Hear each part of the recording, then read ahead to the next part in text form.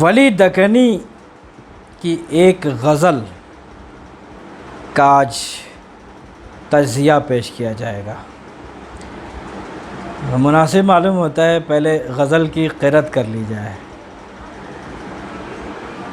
وہ صنم جب سوں بسا دیدے حیران میں آ، وہ صنم جب سوں بسا دیدے حیران میں آ، آتش عشق پڑی عقل کے سامان میں آ، ناز دیتا نہیں گر گل، ناز دیتا نہیں گر رخصت گلگشت چمن، ناز دیتا نہیں گر رخصت گلگشت چمن، اے چمن زار حیا دل کے گلستان میں آ، اے چمن زار حیا دل کے گلستان میں آ، عیش ہے عیش کہ اس مہ کا خیال روشن، عیش ہے عیش کہ اس مہ کا خیال روشن، شمع روشن کیا مجھ دل کے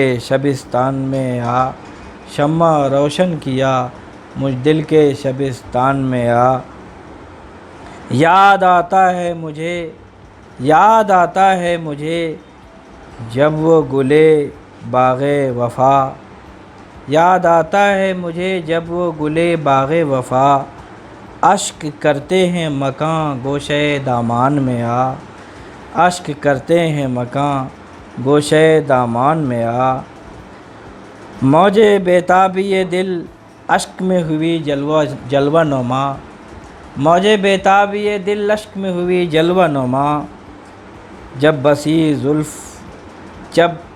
زلف صنم تب پریشان میں آ، جب بسی زلف صنم تب پریشان میں آ، نالو آہ کی تفصیل نہ پوچھو مجھ سوں، نالو آہ کی تفصیل نہ پوچھو مجھ سوں،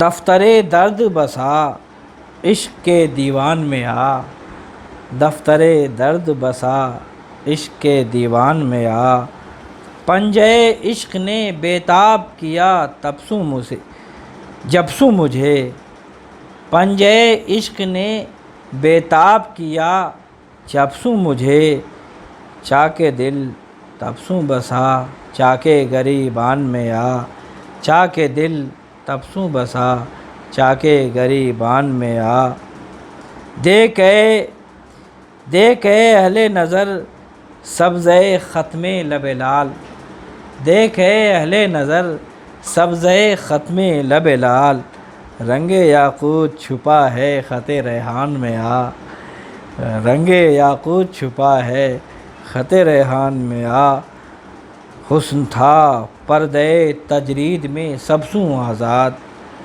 حسن تھا پردۂ تجرید میں سب سوں آزاد، طالب عشق ہوا صورت انسان میں آ، طالب عشق ہوا صورت انسان میں آ، شیخ یہاں بات تیری پیش نہ جاوے ہرگز، شیخ یہاں بات تیری پیش نہ جاوے ہرگز، عقل کو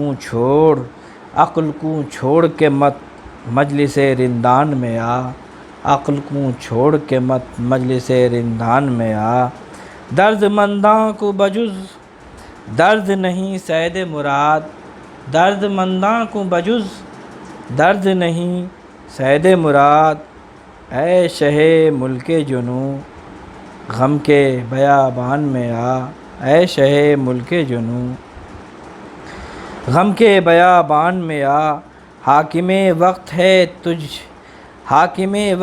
تجھ گھر میں رقیب بدخو، حاکم وقت ہے تجھ گھر میں رقیب بدخو، دیو مختار ہوا ملک سلیمان میں آ، دیو مختار ہوا ملک سلیمان میں آ، چشمہ آب بقا جگ میں کیا ہے حاصل، یوسف حسن تیرے چاہے زنخدان میں آ، چشمہ آب بقا جگ میں کیا ہے حاصل، یوسف حسن تیرے چاہے زنخدان میں آ، جگ کے خوباں کا نمک ہو کہ نمک پروردہ، جگ کے خوباں کا نمک ہو کہ نمک پروردہ، چھپ رہا آ کے تیرے لب کے نمک دان میں آ، چھپ رہا آ کے تیرے لب کے نمک دان میں آ، بس کہ مجھ حال سوں ہمسر ہے پریشانی میں، جب کہ مجھ حال سوں ہمسر ہے پریشانی میں،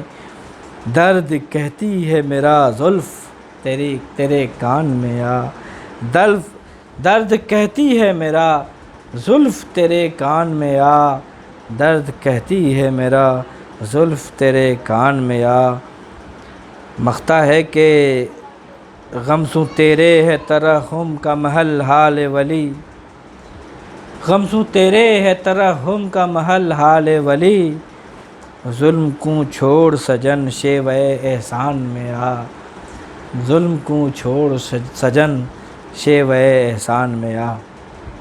غزل کا مطلع ہے وہ صنم جب سوں بسا دیدہ حیران میں آ، وہ صنم جب سوں بسا دیدہ حیران میں آ، آتش عشق پڑی عقل کے سامان میں آ۔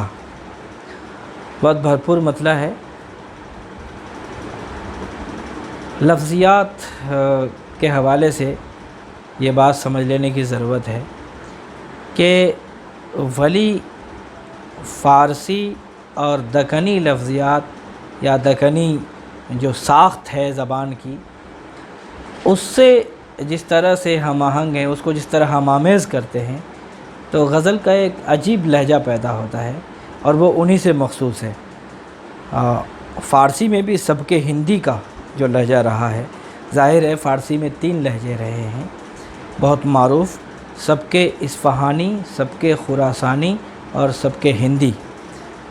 سب کے اصفہانی کا تعلق تو براہ راست ایران سے ہے، اور سب کے خراسانی جو افغانستان اور ایران کے درمیان کا خطہ ہے، خراسان کے آس پاس خراسان شہر، اور سب کے ہندی کا تعلق بہرحال بر صغیر سے رہا ہے، اور سب کے ہندی سے بڑے بڑے شعراء وابستہ رہے ہیں، جس میں فیضی بھی ہیں اور عبد القادر بیدل ہیں، غالب ہیں، اقبال ہیں، یہ سب کے ہندی کے شعراء ہیں، عرفی بھی ہیں۔ تو لیکن اس کے باوجود سب کے ہندی کو ایرانیوں نے ایک زمانے تک قبول نہیں کیا، فارسی ماننے کے لیے تیار نہیں ہوئے، ایک الگ لے، ایک الگ اسلوب، ایک الگ زبان خلق ہو گئی گویا یہاں۔ اسی سب کے ہندی سے بہرحال اگر جہاں تک فارسیت کا تعلق ہے، ولی کا رشتہ قائم ہوتا ہے، اور جہاں تک دکنیت کی بات ہے، دکنی زبان، دکنی اسلوب، دکنی ساخت کی بات ہے، گرچہ اس پر بہت تفصیلی گفتگو کی ضرورت ہے، لیکن آسان زبان میں یہ سمجھ لینے کی ضرورت ہے کہ دکن دراصل نام ہے شمال سے خود مختاری کا، شمال سے آزادی کے کھلم کھلا اعلان کا۔ جب دکن میں بہمنی حکومت قائم ہوئی ہے تو انہوں نے شمال سے اپنی خود مختاری کا واضح اعلان کر دیا ہے۔ جب کوئی قوم سیاسی طور پر آزاد ہوتی ہے کسی دوسری قوم سے، تو لازماً اس کے اثرات، اس کے شعر و ادب، اس کی تہذیب اور اس کے ظاہر ہے کہ معاشرے پر قائم ہوتا ہے۔ یہی صورتحال دکن میں بھی ہوئی، وہاں زبان نے اپنے طور پر پنپنا شروع کیا، پھلنا شروع کیا، جس کو آج ہم دکنی کہتے ہیں۔ اس کی اپنی خصوصیات ہیں، ان میں بہت سی خصوصیات میں سے ایک خصوصیت یہ ہے کہ شمال کی طرح وہاں سوز و گداز کا ذرا چلن کم ہے، زیادہ تر سرشاری کی کیفیت ہے، زیادہ تر سرخوشی کی کیفیت ہے، زیادہ تر وصل اور کہنا چاہیے ایک ملن، ایک شادابی اور ایک قسم کی شادمانی کی کیفیت آپ کو ملے گی۔ دکنی شعراء کے ہاں وصل کی کیفیت زیادہ ملے گی، ہجر، درد، سوز یہ کم ملے گا۔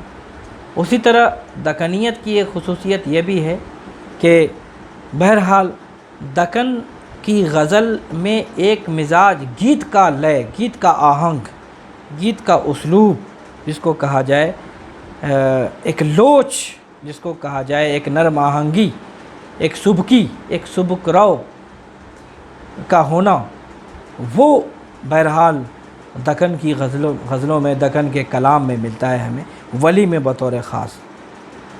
وہ جلال، وہ تنتنا، وہ تمکنت نہیں ہے، یا وہ بھاری پن، بوجھل پن نہیں ہے، جو اور ایک خاص قسم کی شیرینی، ایک مدھم مدھر لے جس کو کہا جائے، وہ دکنی کلام میں آپ کو، اور خاص طور سے ولی کے ہاں یہ اثر آپ کو زیادہ ملے گا۔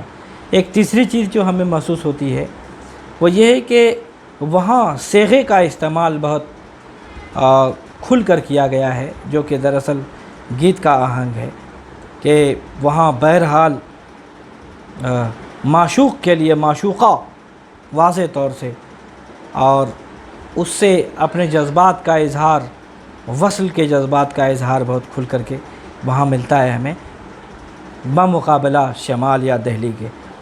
اور اس طرح کی اور بھی بہت سی چیزیں آگے بھی آئیں گی۔ تو ولی کی اس غزل میں بھی یہ رنگ ہمیں نظر آتا ہے۔ ولی کے ہاں ایک خصوصیت اور ملتی ہے، عشق کے اظہار سے زیادہ معشوق کے حسن کا بیان زیادہ ملے گا۔ اظہار جذبات اور عاشقانہ معاملات سے زیادہ معشوق کے حسن کا، معشوق کے سراپا کا بیان زیادہ ملے گا۔ ولی کے ہاں یہ خاص رنگ ہے۔ اور ایک بات اور ولی کے ہاں محسوس ہوتی ہے کہ ولی، کسی نے کہا بھی ہے، مجھے یاد شاید رشید حسن خان نے، کہ نوری پیکر کا شاعر ہے۔ اس کے ہاں لونی اور نوری پیکر بہت زیادہ ملتا ہے۔ لونی پیکر پہ جب وہ اترتے ہیں، جن دونوں پیکروں کا تعلق بصری پیکر سے، دیکھنے سے ہے، بہت سی حس ہے انسان کے اندر، ظاہر ہے کہ اس کے پاس سماعت ہے، اس کے پاس بصارت ہے، اس کے پاس قوت شامہ ہے، قوت ذائقہ ہے، قوت لامسہ ہے، لیکن ایسا محسوس ہوتا ہے کہ ولی زیادہ قوت باصرہ سے کام لیتے ہیں، اور قوت باصرہ میں بھی خاص طور سے لونی پیکر تراشنے میں، یعنی رنگ والے پیکر تراشنے میں ان کو خاص ملکہ حاصل ہے، اور ان کا امتیاز نوری پیکر تراشنے میں، روشنی، چاندنی، اور یعنی ان کے ہاں سورج اور چاند کے پیکر بہت نظر آئیں گے، چراغ اور شمع کے پیکر بہت نظر آئیں گے، جس کا تعلق ضیاء پاشی سے ہے۔ اور دوسرا پیکر میں نے کہا لونی، لونی میں بھی خاص طور سے ان کے ہاں مختلف قسم کے پھول، گل، گلشن، چمن، چمنزار، اس سے ان کی خاص گویا کہ ایک ہم آہنگی، ان کے کلام میں ایک خاص وصف کہہ سکتے ہیں کہ ان دونوں پیکروں سے خاص لگاؤ اور وابستگی محسوس ہوتی ہے ولی کے ہاں۔ اس غزل میں بھی یہ دونوں پیکر بہت زیادہ ہمیں نظر آتے ہیں۔ میں نے مطلب پڑھا آپ کے سامنے، وہ صنم، ظاہر ہے صنم ہمارے یہاں معشوق کے لیے استعمال ہوا ہے، بہت کوئی نیا لفظ نہیں ہے جس کی بہت زیادہ تشریح کی ضرورت ہے۔ جب سوں بسا دیدہ حیران میں آ، آنکھیں حیران ہیں، دیدہ حیران ہے۔ حیران کیوں ہے؟ حیرت کی وجہ معشوق کے حسن کی چکا چوندھ ہے، معشوق کی عجیب و غریب گویا معشوق کے اندر جو حسن کا مادہ اتنا زیادہ ہے، وہ ہمارے لیے عاشق کی آنکھوں کو چکا چوندھ کرنے کے لیے، حیران کرنے کے لیے کافی ہے۔ تو صنم جو ہے وہ سراپا حسن ہے، اور میرے دیدہ حیران میں آ کے وہ جب سے بسا ہے۔ حیرت اس وقت پیدا ہوتی ہے جب عقل کسی چیز کو سمجھنے سے عاجز ہو جاتی ہے، اس کی توجیہ پیش کرنے سے، اس کے اسباب بیان کرنے سے، اس کی علت بیان کرنے سے جب عقل قاصر ہو جاتی ہے، تو وہاں سے حیرت اور حیرانی اور تعجب کا سفر شروع ہوتا ہے۔ وہاں عقل گویا اپنے عجز کا اعتراف کر لیتا ہے، حیرت کا مطلب یہ ہوا۔ تو معشوق کا حسن بہرحال ایسا حسن ہے جس کو سمجھنے سے عقل عاجز ہے، عقل حیران، عقل قاصر ہے، تو وہاں اس کے پاس سوائے حیرانی کے اور کچھ نہیں ہے۔ اب اس مضمون کو اس مطلع میں باندھا گیا ہے کہ وہ صنم جب سوں بسا دیدہ حیران میں آ، تو ہو کیا رہا ہے، بہت عجیب نتیجہ نکالتا ہے شاعر۔ آتش عشق پڑی عقل کے سامان میں آ، گویا کہ معشوق کا حسن جو ہی میرے دیدہ حیران میں سمایا ہے، تو گویا کہ عقل میں آ کر عشق کی آگ پڑ گئی ہے، عقل جل گئی ہے۔ عقل مضمون یہ ہے بنیادی طور پر کہ معشوق کا حسن دیکھ کر عقل حیران ہے، اصل مضمون یہ ہے، نفس مضمون۔ معشوق کے حسن سے عقل حیرت زدہ ہے، دنگ ہے، ششدر ہے، اس نے آج تک ایسا حسن دیکھا ہی نہیں ہے، اس کی توجیہ، اس کی علت بیان کرنے سے وہ قاصر ہے، اس کو سمجھنے سے قاصر ہے، مضمون یہ ہے۔ لیکن کہہ کیا رہا ہے کہ بھائی معشوق کا حسن ہے، صنم کا حسن ہے، وہ دیدہ حیران میں اس طرح آیا ہے گویا کہ عقل پہ عشق کی آگ پڑ گئی ہے، آتش عشق آ کر کے۔ اب جہاں آگ لگتی ہے کیا ہوتا ہے، چیزیں جل جاتی ہیں، تو عشق کی آگ نے عقل کو جلا دیا ہے، یعنی عقل ختم ہو گئی ہے، عقل نیست و نابود ہو گئی ہے۔ اب اس مضمون کو کس خوبصورتی سے باندھا ہے، اس کو محسوس کیا جا سکتا ہے۔ ناز دیتا نہیں گر رخصت گلگشت چمن، ہے چمن زار حیا دل کے گلستان میں آ۔ نہایت شوق، نہایت لطیف اور نہایت نازک جذبات کا اظہار ہے عاشق کی طرف سے۔ معشوق تو سراپا ناز ہے اور عاشق سراپا نیاز ہے۔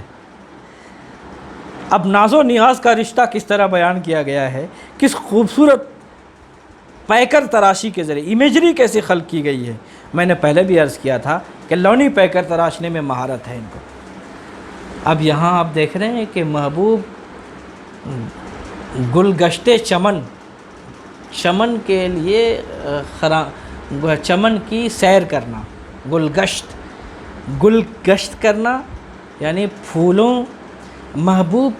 محبوب کا جو چہل قدمی ہے وہ گویا پھول کی چہل قدمی ہے۔ گلگشت محبوب کا ٹہلنا نہیں کہہ رہا ہے شاعر، محبوب کا چلنا نہیں کہہ رہا ہے، محبوب کا خرام ناز نہیں کہہ رہا ہے، گلگشت۔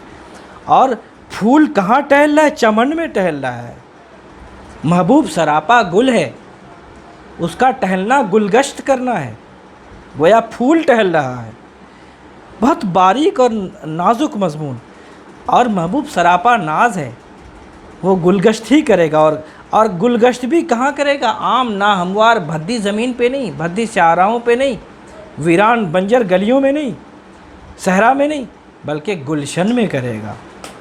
اس کے ناز کا تقاضا یہ ہے، لیکن ناز اتنا زیادہ ہے، اس کا ناز اس حد تک بڑھا ہوا ہے کہ اس کا ناز اس کو اجازت نہیں دیتا کہ چمن میں گلگشت کرے۔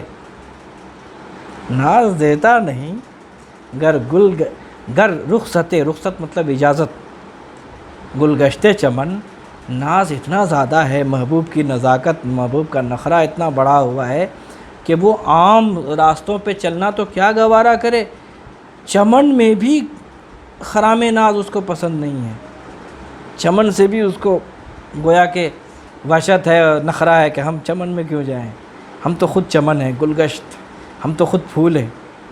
تو اب آگے کا بہت باریک اور نازک لطیف مضمون شاعر باندھتا ہے کہ اے میرے محبوب، تم کو تمہارا ناز اتنا بڑھا ہوا ہے کہ چمن میں تمہیں گلگشت کی، گل خرامی کی اگر اجازت تمہارا ناز تمہیں نہیں دے رہا ہے تو ایسا کرو۔ کیا خوبصورت مشورہ ہے، اور اے میرے محبوب کے لیے کیا ترکیب لائے، اے چمن زار حیا، تم حیا کے چمن زار ہو۔ حیا کی وجہ سے بھی شاید تم باہر ٹہلنا پسند نہیں کرتے، تمہیں تمہاری حیا روک لیتی ہے کہ تم گلگشت چمن کرو۔ تو ایسا کرو، دل کے گلستان میں آ، میرا دل بھی گلستان بنا ہوا ہے تمہاری محبت میں، تو یہیں آ کے گلگشت کر لو، یہاں تمہیں کوئی دیکھے گا بھی نہیں، اور میں تو سراپا ناز ہوں۔ تو نیاز کا اظہار ناز کے سامنے کس طرح، کس نزاکت اور لطافت سے ہوا ہے، بہت نازک، بہت خوبصورت شعر کہا جا سکتا ہے اس کو۔ ناز دیتا نہیں، بس اس نزاکت کو محسوس ہی کر سکتے ہیں۔ ناز دیتا نہیں گر رخصت گلگشت چمن، اے چمن زار حیا دل کے گلستان میں آ۔ عیش ہے عیش کہ اس مہ کا خیال روشن، شمع روشن کیا مجھ دل کے شبستان میں آ۔ شمع روشن کیا مجھ دل کے شبستان میں آ۔ میں نے پہلے بھی عرض کیا تھا کہ دو پیکر بہت زیادہ ابھرتے ہیں ان کے ہاں، ایک تو رنگ والے پیکر، پھول، گل، گلزار، چمنزار، اور دوسرا نوری پیکر۔ یہ اگلا شعر جو ہے نوری پیکر کا ہے، ضیاء پاشی کا۔ یہاں نور ہی نور ہے، روشنی ہی روشنی ہے۔ آپ دیکھ رہے ہیں، عیش ہے عیش کہ اس مہ کا خیال روشن، اور شمع روشن کیا مجھ دل کے شبستان میں آ۔ یہ بھی بہت نازک شعر ہے۔ محبوب کون ہے؟ محبوب تو چاند ہے۔ شاعر کہتا ہے کہ میرا محبوب تو چاند ہے، اور اس چاند کا خیال روشن ہے۔ میں جو اس کو یاد کرتا ہوں تو چونکہ وہ چاند ہے تو اس کا خیال روشن ہے، وہ عام خیال نہیں ہے۔ تو اس سے زیادہ عیش کی بات کیا ہوگی؟ اس سے زیادہ خوشبختی اور سرشاری کی بات کیا ہوگی؟ عیش ہے عیش کہ اس مہ کا خیال روشن، جب میں اس مہ کو یاد کرتا ہوں تو اس کی یاد سے میرا خیال روشن ہو جاتا ہے۔ کس طرح کہ وہ خیال شمع روشن کیا مجھ دل کے شبستان میں آ۔ تو اس یاد کی شمع میرے دل کی اندھیری رات میں، شبستان میں، شبگاہ میں آ کر کے شمع روشن کر دیتی ہے۔ وہ ماں ہے، میرا محبوب ماں ہے، چاند ہے، اس کا خیال روشنی پھیلانے والا ہے، خیال روشن ہے۔ چنانچہ جب میں اس کو یاد کرتا ہوں تو اس کی یاد کی شمع میرے دل کے شبستان میں روشن ہو جاتی ہے۔ تو کیا خوبصورت پیکر تراشا ہے، امیجری کیسی ہے، یہ دیکھنے کی چیز ہے۔ یاد آتا ہے مجھے جب وہ گلے باغ وفا، اشک کرتے ہیں مکاں گوشے دامان میں آ۔ کبھی کبھی لگتا ہی نہیں کہ 300 سال پہلے کے کسی شاعر کا کلام ہم پڑھ رہے ہیں۔ ان میں سے ایک شعر یہ بھی ہے، لگتا ہے آج کا شعر ہے۔ ایسی تراکیب، نئی تراکیب، محبوب کو ایسے گویا کہ القاب سے یاد کرنا، ایسا استعارہ بنا دینا، یہ ولی کا ہی کمال ہو سکتا ہے۔ یاد آتا ہے مجھے جب وہ گلے باغ وفا، میرا محبوب کون ہے؟ وفا کے باغ کا پھول ہے۔ اب ایسی ترکیب دیکھیے آپ، محبوب کو گلے باغ وفا کہنا، میری وفا، میری محبت، میرے اضطراب، میرے عہد و پیمان، میرے جذبہ عشق، وہ پورا ایک باغ ہے، اور اس باغ کا وہ پھول ہے، اس کا حاصل ہے وہ۔ اس کی جب یاد آتی ہے تو عجیب بات کہتا ہے شاعر، کیا مضمون نکالتا ہے، نیا مضمون۔ اشک کرتے ہیں مکاں گوشے دامان میں آ، میرے دامن کے گوشے میں میرے آنسو آ کر مکان کرنے لگتے ہیں، رہائش کرنے لگتے ہیں، آشیانہ بنا لیتے ہیں۔ محبوب کی نفس مضمون کیا ہے؟ محبوب یاد آتا ہے تو مجھے رونا آ جاتا ہے، رقت طاری ہو جاتی ہے، مضمون اتنا سا ہے۔ لیکن میں نے بارہا عرض کیا ہے کہ کمال یہ نہیں ہے کہ بات کیا کہی گئی ہے، کتنی قیمتی کہی گئی ہے، کتنی بڑی کہی گئی ہے، کمال یہ ہے کہ اس بات کو کس طرح کہا گیا ہے۔ بات تو اتنی سی ہے کہ محبوب کی یاد آتی ہے تو رونا آ جاتا ہے، لیکن کیسے کہا؟ یاد آتا ہے مجھے جب وہ گلے باغ وفا، اشک کرتے ہیں مکاں گوشے دامان میں آ۔ اصل کمال یہ ہے کہ بات کس طرح کہی گئی ہے، اس کو دیکھنے کی ضرورت ہے۔ موجے بیتاب یہ دل اشک میں ہوئی جلوہ نما، موجے بیتاب یہ دل اشک میں ہوئی جلوہ نما، جب بسی زلف صنم تب پریشان میں آ۔ پھر میں عرض کروں گا کہ دیکھنا یہ ہے کہ طرز ادا کیا ہے، اسلوب کیا ہے۔ اگر آپ مضمون کی بات کریں، مضمون اتنا سا ہے اس شعر میں، موجے بیتاب یہ دل اشک میں ہوئی جلوہ نما، جب بسی زلف صنم تب پریشان میں آ۔ میں نے عرض کیا کہ دیکھنا یہ چاہیے کہ مضمون کیا ہے، یہ کوئی بہت اہم بات نہیں ہے، مضمون کس طرح ادا کیا گیا ہے، مضمون بنایا کس طرح گیا ہے۔ یہاں بھی یہی بات ہے، مضمون کوئی بہت اہم، بہت بڑا نہیں ہے، بہت معمولی سا ہے۔ مضمون کیا ہے کہ بھائی میرے اشکوں پہ، میرے آنسوؤں میں محبوب کی میرے دل کی بیتابی سما گئی ہے، میرے دل کی ساری بے قراریاں، بیتابیاں اور اضطراب میرے آنسوؤں میں سمو گئے ہیں۔ اور بے قرار کیوں ہوا ہے میرا دل؟ اس کی بیتابی کی وجہ ظاہر ہے کہ جب محبوب کی زلفوں کی یاد آئی ہے تو میں بے قرار ہو گیا ہوں۔ مضمون صرف اتنا سا ہے، لیکن ادا کس طرح کیا گیا ہے آپ یہ دیکھیے۔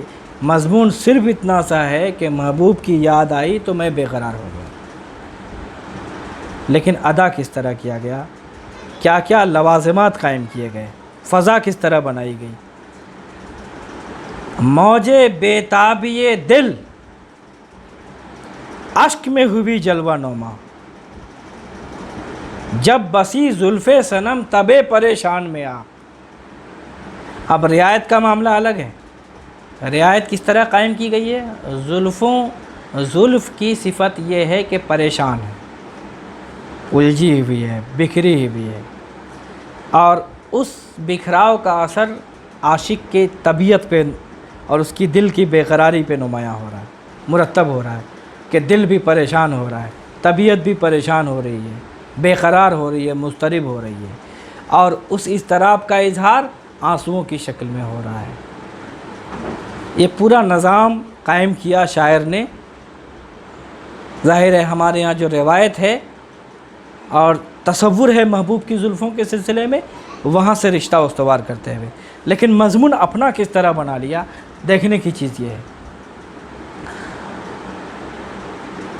موجے بیتاب یہ دل اشک میں ہوئی جلوہ نما، جب بسی زلف صنم تب پریشان میں آ۔ نالو آہ کی تفصیل نہ پوچھو مجھ سوں، نالو آہ کی تفصیل نہ پوچھو مجھ سوں، دفتر درد بسا عشق کے دیوان میں آ، دفتر درد بسا عشق کے دیوان میں آ۔ اب آپ دیکھیے کہ یہاں بھی مضمون بہت اعلیٰ نہیں ہے، بہت بڑا نہیں ہے، صرف شاعر کے اسلوب نے، طرز ادا نے اس کو بڑا بنا دیا ہے، اہم بنا اور پرزور بنا دیا ہے۔ مضمون صرف اتنا ہے کہ میرا غم، میرا درد بہت زیادہ ہے، وفور ہے اس میں بہت مغموم ہوں، عشق نے مجھے بہت زیادہ حزن و ملال میں مبتلا کر دیا ہے۔ مضمون اتنا ہے، لیکن اس مضمون کو باندھتا کس طرح شاعر کہ اے لوگو، اے دنیا والو، مجھ سے نالو آہ کی تفصیل مت پوچھو، اگر یہ تفصیل رقم کرنے بیٹھوں تو دیوان کے دو معنی ہیں، ایک معنی حویلی کے بھی ہیں، دیوان عام، دیوان خاص سنا ہوگا آپ نے۔ اور ایک معنی دیوان شاعری کا مجموعہ۔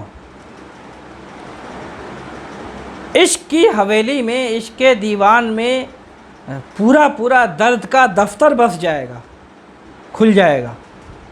دفتر اپنے آپ میں ظاہر ہے کیا شدت اور کیا مبالغہ پیدا ہو رہا ہے، درد کا دفتر، وہ بھی عشق کے دیوان میں۔ کیسا نیا سا لگتا ہے، اچھوتا سا لگتا ہے کہ اگر اے لوگو یا اے میرے محبوب تم نے میرے نالو آہ کی تفصیل پوچھی تو مصیبت میں پڑ جاؤ گے۔ یہاں تو معاملہ یہ ہے کہ دفتر دیوان عشق میں دفتر درد بس جائے گا اگر بیان کرنا شروع کروں۔ تو یہ جو شدت ہے مضمون کی، یہ مبالغہ ہے، یہ اس شعر کا اصل حسن ہے۔ پنجے عشق نے بے تاب کیا جب سو مجھے، پنجے عشق نے بے تاب کیا جب سو مجھے، چاہ کے دل تب سو بسا چاہ کے گریبان میں آ، چاہ کے دل تب سو بسا چاہ کے گریبان میں آ۔ یہ شعر جب بھی پڑھتا ہوں تب سمجھ میں آتا ہے کہ میر تقی میر جیسا خدائے سخن جو کہتا ہے کہ مستند ہے میرا فرمایا ہوا، اپنے سامنے کسی کو خاطر میں نہیں لاتا، جلدی کسی کو تسلیم نہیں کرتا، مترف نہیں ہوتا، کسی اچھے اچھوں کو جاہل مطلق کہہ دیتا ہے، لیکن وہ میر بھی ولی کا قائل ہے۔ والی کے بارے میں کہتا معشوق جو تھا اپنا باشندہ دکن کا تھا۔ اس شعر کو پڑھنے کے بعد، ولی کا یہ شعر پڑھنے کے بعد سمجھ میں آتا ہے کہ میر کیوں قائل تھا۔ میر خود کہتا ہے کہ اب کے جنوں میں فاصلہ شاید نہ کچھ رہے، اب کے جنوں میں فاصلہ شاید نہ کچھ رہے، دامن کے چاک اور گریباں کے چاک میں، دامن کے چاک اور گریباں کے چاک میں۔ مضمون یہ ہے کہ میرا عشق، میرا جنون اس حد تک بڑھا ہوا ہے اس بار کہ اب لگتا ہے کہ دامن کا چاک اور گریبان کا چاک دونوں میں کوئی فاصلہ نہیں رہے گا، مل جائے گا، نہیں پھاڑ دیں گے ہم، پورا کپڑا ہی، پورا قبا ہی پھاڑ دیں گے، عشق اتنا بڑھ جائے گا۔ مضمون یہ ہے۔ لیکن ولی کا یہ شعر پڑھیے، اس سے بھی زیادہ شدید مضمون، اس سے بھی زیادہ عشق اور جنون کی شدت اس شعر میں ہے، بلکہ ایک وحشت کہہ لیجیے۔ وہ وحشت میر کے اس شعر میں نہیں ہے جس کا جو ابھی پڑھا گیا۔ یہاں تو کہا جا رہا ہے ولی کے شعر میں پنجے عشق، اپنے آپ میں تو یہی وحشت طاری کر دینے والی ترکیب ہے۔ عشق کا پنجہ، کیسا وحشتناک تصور ہے یہ۔ پنجے عشق نے بے تاب کیا جب سو مجھے، جنون اور عشق کا پنجہ اس قدر مجھے بے قرار کر دیتا ہے وحشت میں کہ چاہ کے دل کا چاک، دل کا ٹکڑا جب مجھے میرے پنجے عشق نے بے تاب کیا، وحشت زدہ کر دیا، میں نے اپنے دل کو پنجے سے، عشق کے پنجے میں لے کر کے اس کو ٹکڑے ٹکڑے کر دیا، اور اس کا چاک دل، اس کے چیتھڑے بکھر گئے، اور کیا کہتا ہے، کہاں آ کے بس گئے؟ چاک گریبان میں آ کے بس گئے۔ میرا جو گریبان ہے اس میں آ کے پھیل گئے وہ پورا دل کا چاک۔ دل کا چاک جب میرا پنجے عشق، میرے پنجے عشق نے مجھے بےتاب اور بے قرار کر دیا، تو حشر کیا نکلا؟ وحشت کتنی بڑھ گئی کہ میں نے اپنے دل کو پنجے عشق سے چاک کر دیا، ٹکڑے ٹکڑے کر دیا، اور وہ کہاں بکھر گیا؟ چاک گریبان میں بکھر گیا۔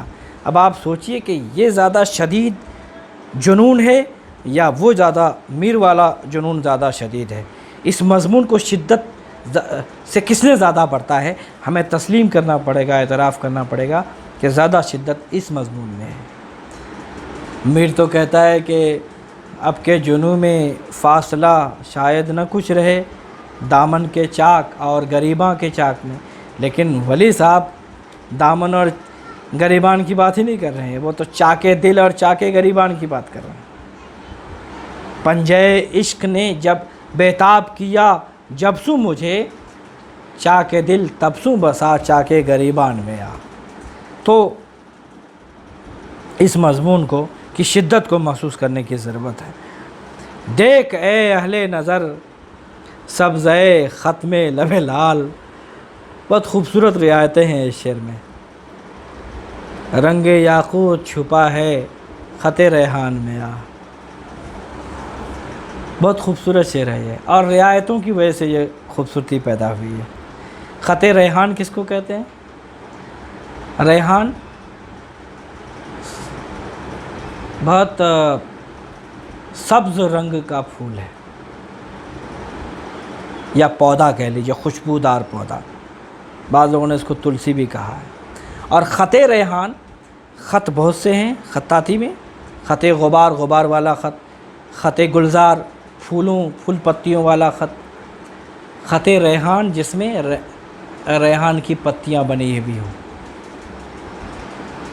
گل ریحان یا ریحان کے پودے کی پتیاں بنی ہوئی ہیں۔ ایک خط کی ایک قسم ہے، خطاطی کی ایک قسم ہے، لیکن رنگ یاد رکھیے سبز۔ اور یاقوت جو ہے کیسا رنگ ہوتا ہے؟ بہت قیمتی لال پتھر، بہت قیمتی ہے وہ یاقوت جو ہے۔ رنگ یاقوت یعنی لال سرخ رنگ۔ اب شاعر عجیب بات کہہ رہا ہے، دیکھ اے اہل نظر سبزۂ خط میں لب لال۔ سبزۂ خط کس کو کہا گیا ہے؟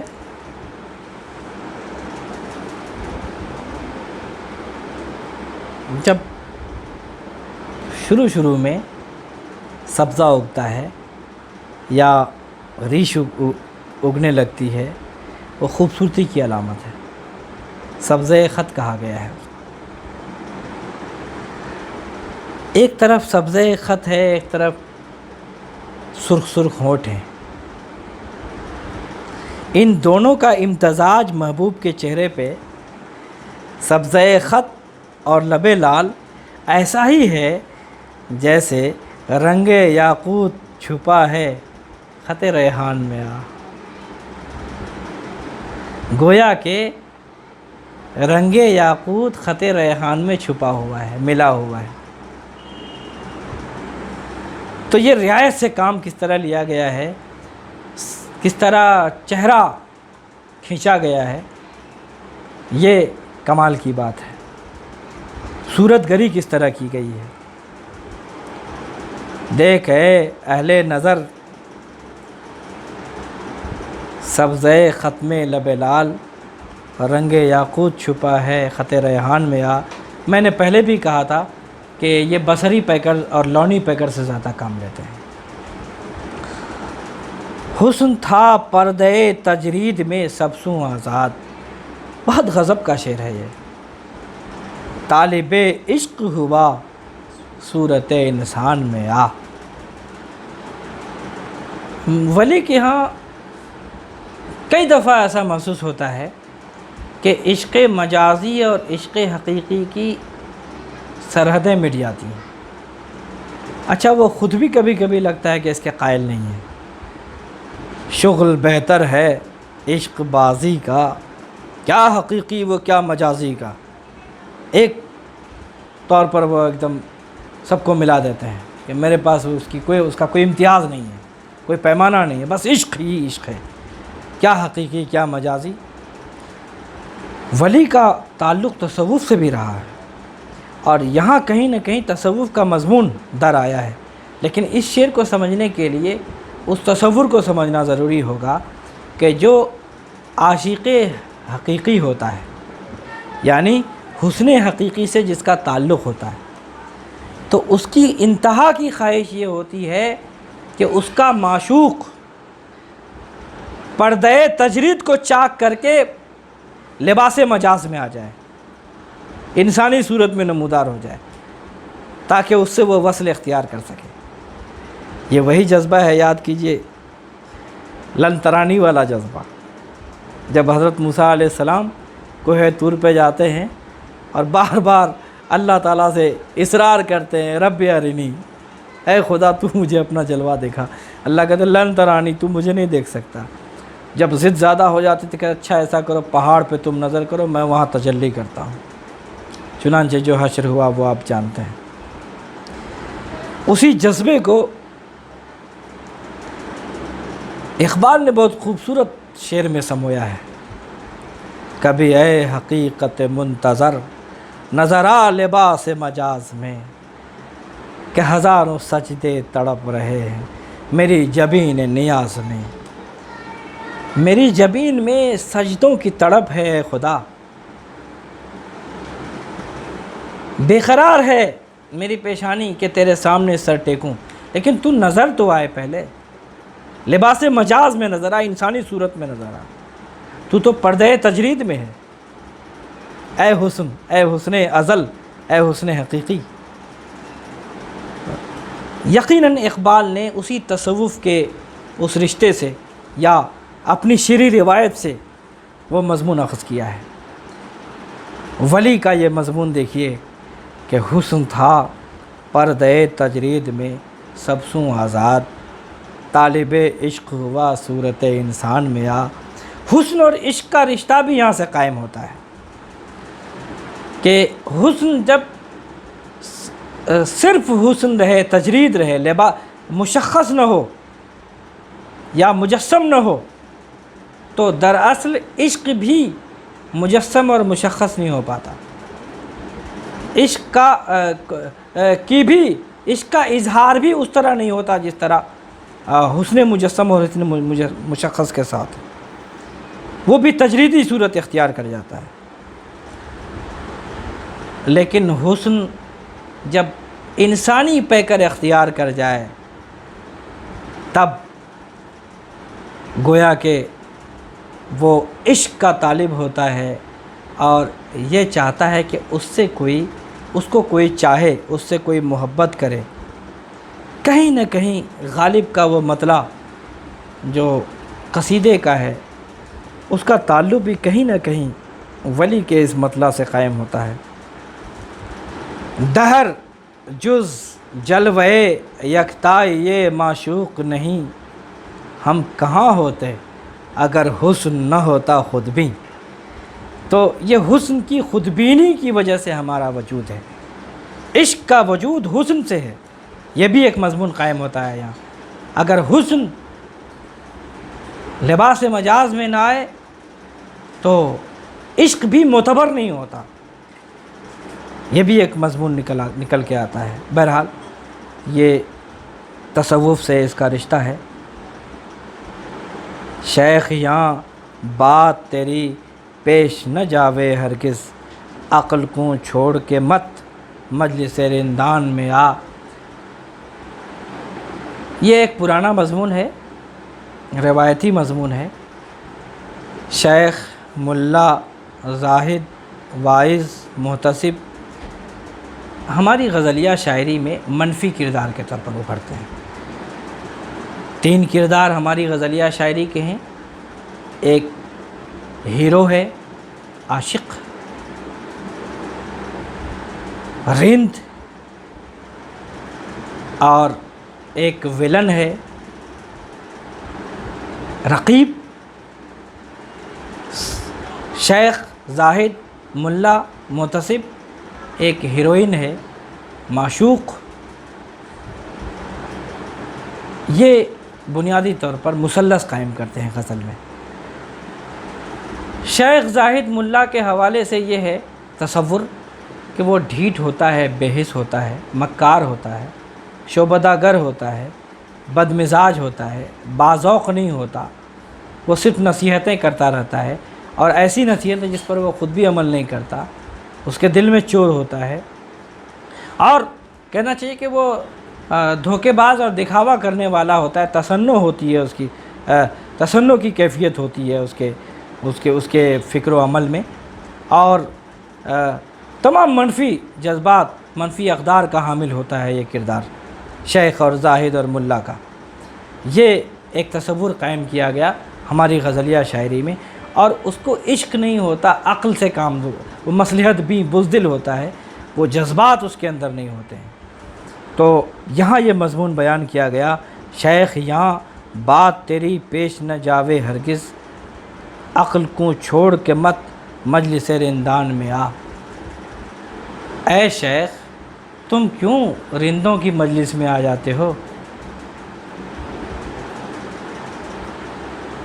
تم جو رندوں کی مجلس میں آتے ہو تو ظاہر ہے تمہیں بھی رند بننا پڑے گا، عقل چھوڑنا پڑے گا، اور وہ باتیں کرنی ہوں گی جو ہوش کے خلاف ہیں، عقل کے خلاف ہیں، عشق اور جنون اور مدہوشی کی باتیں ہیں، اور جو جذبات کی باتیں ہیں۔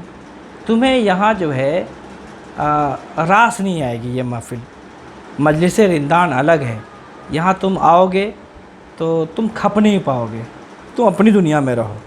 بنیادی مضمون یہ ہے۔ درد منداں کو بجز درد نہیں صید مراد، اے شہ ملک جنوں غم کے بیابان میں آ۔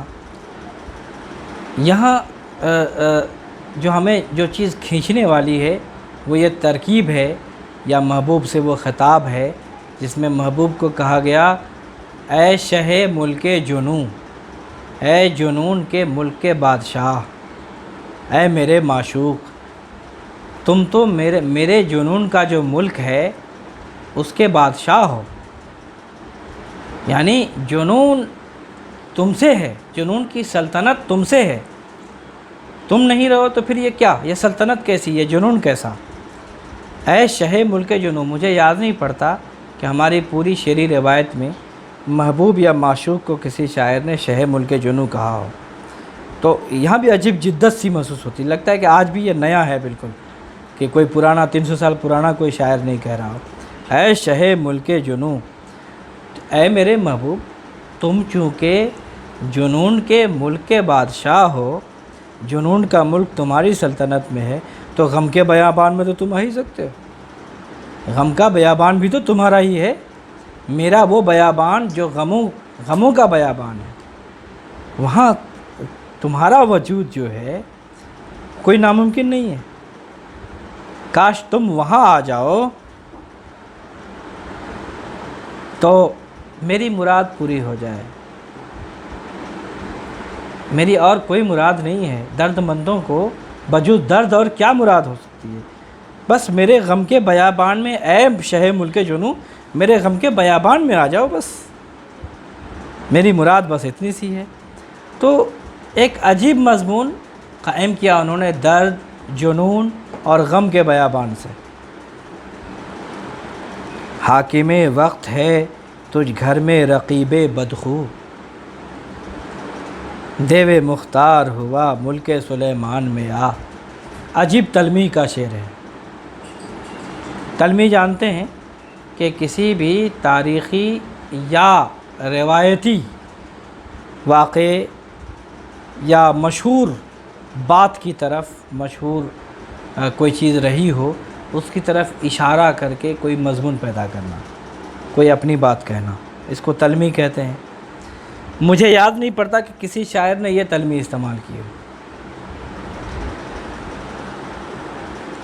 رقیب ہمارا مضمون صرف اتنا ہے، یہاں پھر میں عرض کروں کہ مضمون کوئی بہت بڑا نہیں ہے، مضمون صرف اتنا ہے کہ رقیب معشوق کے گھر میں رقیب نے قبضہ جما رکھا ہے، مضمون صرف اتنا ہے۔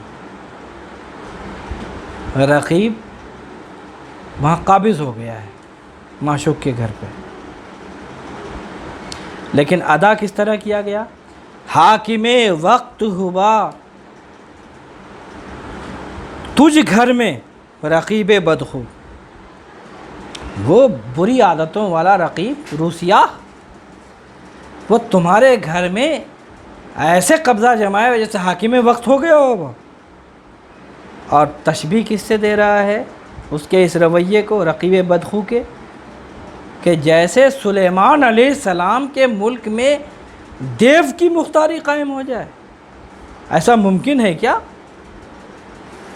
کوئی جن، اس کی کیا اوقات کہ سلیمان کے گھر میں آ کر کے، سلیمان کے ملک میں آ کر کے قبضہ جمالے مختاری جمالے اس سلطنت میں.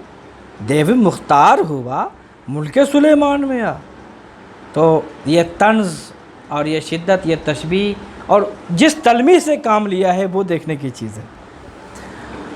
حاکم وقت ہے تجھ گھر میں رقیب بدخو، دیو مختار ہوا ملک سلیمان میں آ. اگلا شعر بھی بہت توانا اور پرزور اس لیے ہو گیا ہے کہ بہت سی تلمیحوں کو ایک جگہ جمع کر دیا. چشمہ آب بقا جگ میں کیا ہے حاصل، یوسف حسن تیرے چاہے زنخدان میں آ. یوسف علیہ السلام کا کیا مضمون صرف اتنا ہے کہ حسن تجھ سے بھیک مانگتا ہے. تم تو حسن کا سرچشمہ ہوئے میرے محبوب، دنیا کا سارا حسن تجھ سے حسن کی بھیک مانگتا ہے. مضمون اتنا ہے، لیکن اس کو ادا کرنے کے لیے کتنی تلمیحات اور کتنی تشبیہات کو ایک جگہ یکجا کر دیا، اور مضمون کس طرح توانا ہوا ہے. دیکھنے کی چیز یہ ہے، ایک ہے چشمہ آب بقا، ایک ہے یوسف، اور ایک ہے چاہے زنخدان. اپنے آپ میں یوسف کو یاد کیجئے. یوسف کا مطلب ہے حسن، حسن کا پیکر.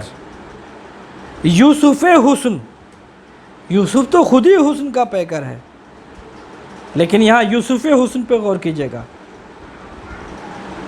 اچھا، یوسف علیہ السلام کا کیا مشہور ہے؟ وہ چاہے کنعان میں، کنعان کے ایک کنویں میں پھینک دیے گئے تھے. اب یہاں چاہے زنخدان لا رہا ہے شاعر. زنخدان کا کنواں، ڈمپل کا کنواں، وہ حسن کی علامت سمجھی جاتی ہے. آب بقا، خضر علیہ السلام، دنیا میں صرف ایک شخصیت ایسی ہوئی ہے کہ جو آب حیات کے لیے نکلی. ایک ایسا پانی کا ذخیرہ ہے جس کے بارے میں روایت ہے کہ اگر اس کا گھونٹ نصیب ہو جائے تو موت حرام ہو جائے، قیامت میں ہی اس کو موت آئے گی. آب بقا بھی کہا گیا ہے اس کو، چشمہ حیواں بھی کہا گیا ہے اس کو، آب حیات بھی کہا گیا ہے. آب بقا وہ پانی جو پی کے باقی رہے آدمی، موت ختم ہو جائے، فنا کو موت آ جائے. تو شاعر کہتا ہے کہ حسن کے یوسف نے تیرے چاہے زنخدان میں، تیرے زنخدان، تیرے ڈمپل کے کنویں میں کیا حاصل کیا ہے؟ اس حسن نے آب بقا حاصل کیا ہے اس کنویں سے. یعنی اس حسن کو اب کبھی زوال نہیں ہونے والا. اور محبوب کے بارے میں نہیں کہہ رہا، حسن کے بارے میں کہہ رہا ہے. تو سراپا حسن ہے، دنیا کے حسن نے بقا حاصل کیا تجھ سے. تیرے چاہے زنخدان کے کنویں سے یوسف حسن نے، حسن کے یوسف نے کیا حاصل کیا؟ آب بقا حاصل کیا ہے جگ میں، دنیا میں. کیسی توانائی اس مضمون میں پیدا ہو گئی ہے، یہ محسوس کرنے کی ضرورت ہے. چشمہ آب بقا جگ میں کیا ہے حاصل، یوسف حسن تیرے چاہے زنخدان میں آ. جگ کے خوباں کا نمک ہو کے نمک پروردہ، چھپ رہا آ کے تیرے لب کے نمکدان میں آ. نمک ملاحت، خوبصورتی کی علامت، دلکشی، حسن کی علامت ہے. صباحت اور ملاحت دو رنگ ہیں خوبصورتی کے، حسن کے، اور دونوں کا الگ لطف ہے. تو دنیا کا جتنا نمک ہے، جتنے خوبصورت لوگ ہیں، جگ کے خوباں جتنے ہیں. اور یہ بھی کمال انہیں کا ہے کہ ایک ہندی الاصل لفظ جگ اور خوباں فارسی الاصل، ان کی زبان کا بھی ایک الگ لطف ہے، ایک الگ زبان خلق ہوتی ہے. جگ کے خوباں، جگ کے خوباں کا نمک، جتنے خوبصورت چہرے ہیں اس کا جو نمک ہے دنیا کے جتنے، وہ سب تیرا نمک پروردہ ہے. نمک خوار. اب نمک پروردہ کتنے معنی، روایت دیکھیے اب یہاں پر، تو اس سے نمک حاصل کیا ہوا ہے. اور کیا کہتا ہے، چھپ رہا آ کے تیرے لب کے نمکدان میں آ. تیرے ہونٹوں کے نمکدان میں آ کر کے، تیرے ہونٹ تو سراپا نمکدان ہے. اب ظاہر ہے کہ یہ ایک ذوقی پیکر آ گیا ہے، ذائقہ. میں نے کہا پیکروں کا استعمال بہت ہے ان کے ہاں، اور پیکر حواس سے وابستہ بہت ہیں، حسیات سے. زیادہ تو ہے وہی لونی اور نوری، لیکن یہاں دیکھیے اب ذوقی پیکر آ گیا. نمک، ذائقہ. ہونٹوں میں نمک دیکھ رہے ہیں، ہونٹوں کو سراپا نمکدان کہہ رہے ہیں. محبوب کے ہونٹوں میں، ہونٹ گویا نمکدان ہیں، اور دنیا کے تمام جگ کے خوباں کا نمک ہو کے نمک پردہ، وہ سارا نمک آ کر کے تیرے نمکدان میں جمع ہو گیا ہے، چھپا ہوا ہے تیرے لب کے نمکدان میں. جگ کے خوباں کا نمک ہو کے نمک پروردہ، چھپ رہا آ کے تیرے لب کے نمکدان میں آ. بس کہ مجھ حال سوں ہم سر ہے پریشانی میں. بہت خوبصورت شعر ہے یہ. اس غزل میں یہ شعر مجھے بہت زیادہ پسند ہے. درد کہتی ہے، خیال بندی کا شعر ہے یہ. درد کہتی ہے میرا زلف تیرے کان میں آ. درد کہتی ہے میرا زلف تیرے کان میں آ. بات صرف اتنی ہے کہ محبوب کی زلفیں اس کے کان میں لٹ کی طرح لٹکی ہوئی. زلف کی خوبی کیا ہے؟ اچھا بات صرف اتنی ہے، شاعر حسن تعلیل کس طرح استعمال کرتا ہے. بات کیا ہے کہ محبوب کی زلفیں اس کے کانوں پہ لٹک رہی ہیں. تو کان پہ کیوں لٹک رہی ہیں اس کی علت بیان کر رہا ہے، شاعرانہ علت. بھئی ایک تو عام بات ہے نا یہ کہ کان پہ لٹکتی ہی ہیں، کوئی خاص بات نہیں ہے، لیکن اس کی علت بیان کر رہا ہے کہ میرے محبوب تیرے کان میں تیری زلفیں کیوں بس کہ مجھ حال سوں ہمسر ہے پریشانی میں. درد کہتی ہے میرا زلف تیرے کان میں آ. بہت خوبصورت شعر ہے یہ. میں نے عرض کیا کہ بات صرف اتنی ہے کہ شاعر کہتا ہے اے میرے محبوب تیری زلفیں تیرے کان میں لٹک رہی ہیں. اچھا یہ کوئی خاص بات نہیں ہے، لیکن شاعر علت کتنا خوبصورت بیان کر رہا ہے کہ کیوں لٹک رہی ہیں، مقصد کیا ہے. زلف کی ایک خوبی کیا ہوتی ہے، پریشانی. زلف بکھرنا، زلف منتشر ہونا، برہم ہونا.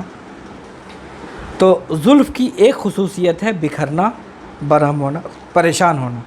اے میرے محبوب تیرے کان میں تیری زلف کیوں ہے پتہ ہے؟ اصل میں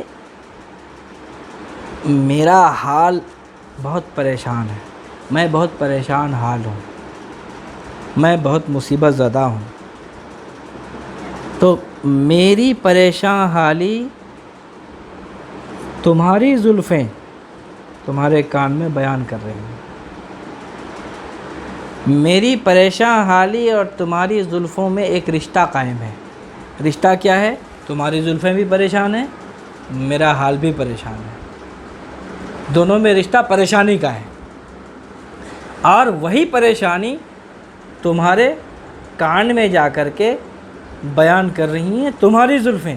لہٰذا تمہاری زلف میری ہمسر ہے. ہمسر بھی کتنا خوبصورت استعمال کیا زلف کی رعایت سے. اور ہمسر کے معنی دونوں میں دوستی ہونا. تو شاعر کتنا پیچ در پیچ خیال در خیال مضمون کو لے جاتا ہے کہ اے میرے محبوب تمہاری زلفیں میری ہمسر ہیں، میری رفیق ہیں، میری ہمنشی ہم نفس ہیں۔ کیوں؟ اس کی وجہ یہ ہے کہ وہ بھی پریشان ہے اور میرا حال بھی پریشان ہے، اور یہ جو تیرے کانوں میں تیری زلفیں لٹک رہی ہیں اس کی وجہ یہ ہے کہ تمہارے کانوں میں تمہاری زلفیں میری پریشان حالی بیان کر رہی ہیں۔ تو حسن تعلیل دیکھیے آپ، شاعر کہتا ہے کہ بس کے مجھ حال سوں ہمسر ہے پریشانی میں، زلف کہتی ہے میرا درد، کہتی ہے میرا زلف تیرے کان میں آ، مختا ہے کہ غم سوں تیرے ہے ترحم کا محل حال ولی، ظلم کو چھوڑ سجن شیوہ احسان میں آ۔ مقطع بہت عمومی سا ہے، شاعر محبوب سے خطاب کرتا ہے کہ اے سجن، اے محبوب، اے معشوق، اب تم یہ ظلم، یہ ستم، یہ جبر چھوڑو، یہ بے وفائی، یہ سنگ دلی، یہ بے التفاتی ترک کرو، مجھ پر رحم کھاؤ، مجھ تو تیرے ہے ترحم کا محل حال ولی، ولی کے حال پر تم کچھ رحم کھاؤ اور احسان اب کرو، اب ظلم چھوڑو، احسان کا شیوہ اختیار کرو اے میرے محبوب۔ یہ ایک عام مضمون ہے لیکن اظہار جذبات بہت توانائی کے ساتھ کیا گیا ہے، سوز کے ساتھ کیا گیا ہے۔ غم سوں تیرے ہے ترحم کا محل حال ولی، تمہارے غم سے ولی کا حال قابل رحم ہو گیا ہے۔ اے میرے سجن، اے میرے محبوب، ظلم کو چھوڑو، ظلم کو چھوڑ سجن شیوہ احسان میں آ، یہ بہت بڑا احسان ہوگا۔ تو یہ ایک سوز کا مضمون بہت اچھے پیرائے میں بیان کیا گیا لیکن عام مضمون ہے۔